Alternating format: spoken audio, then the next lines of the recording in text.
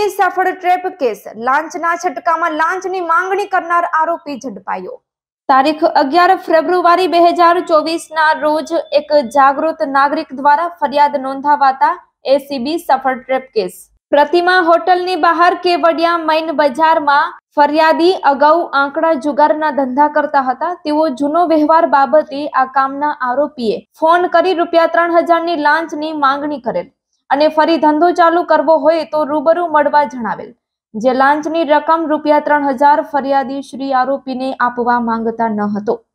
ફરિયાદીએ એસીબીનો સંપર્ક કરી ફરિયાદ જાહેર કરતા ફરિયાદી શ્રીની ફરિયાદ આધારે આજ રોજ લાંચના છટકાનું આયોજન કરતા આ કામના આરોપીએ ફરિયાદી સાથે પંચ રૂબરૂ હેતુલક્ષી વાતચીત કરી ₹3000 ની લાંચની માંગણી કરી। સ્વીકારી સ્થળ ઉપરથી પકડાઈ જનાર આરોપી ધવલભાઈ વાડીલાલ પટેલ, ઉમ્ર વર્ષ 34, ધંધો નોકરી એએસઆઈ વર્ગ 3, bit number 1, Ektanagar police station, Kevadia, તાલુકો ગરુડેશ્વર, જિલ્લો નર્મદા, હાલ રહેવાસી 32 શ્રીરામ સોસાયટી, જકાતનાકા પાસે, રાજપીપળા, જિલ્લો નર્મદાને પકડી પાડ્યો છે।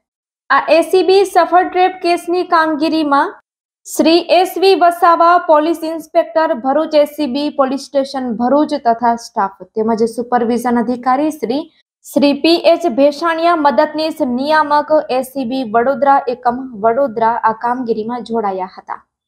Report by Ketan Mehta, Bharuch.